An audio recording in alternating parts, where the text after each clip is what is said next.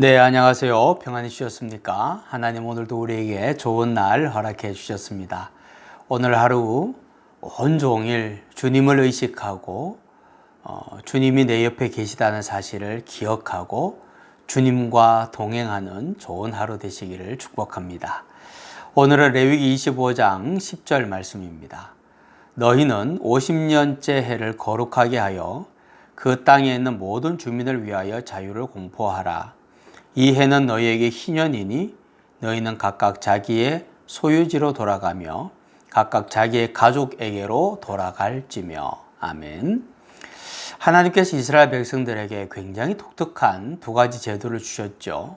첫 번째는 안식년입니다. 매 7년마다 안식년이 되고 그 안식년에는 농사를 짓지 않습니다. 그리고 77이 49, 49년째 되는 해도 당연히 안식년이고 그 다음 해, 50년째 되는 해를 희년으로 삼아서 그때는 농사를 짓지 않을 뿐만 아니라 더 많은 일들을 하게 하셨습니다. 희년이 되면 첫 번째는 모든 주민을 위하여 자유를 공포하게 되어 있습니다.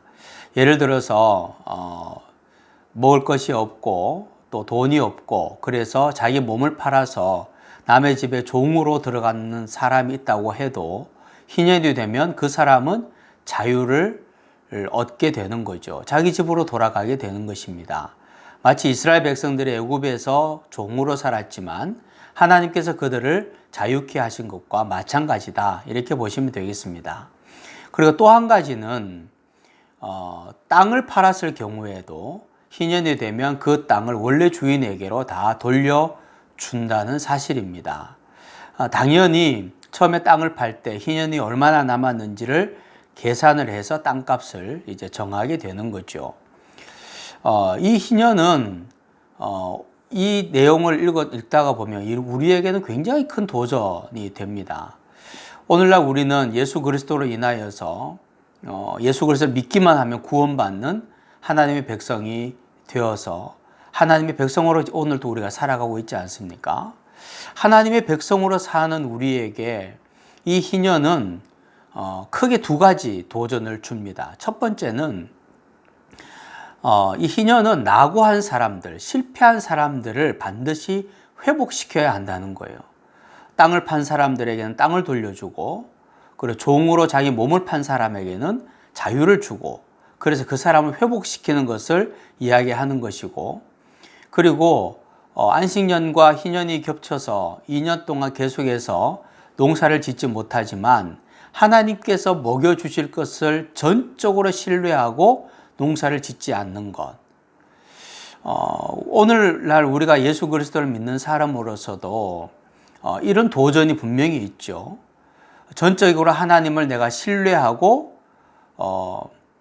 내가 하지 않아도 하나님께서 먹여주시고 입혀주실 것이라는 것.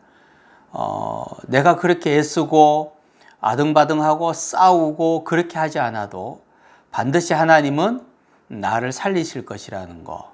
그런 신뢰가 있는가 하는 것을 우리에게 질문을 하고 있습니다.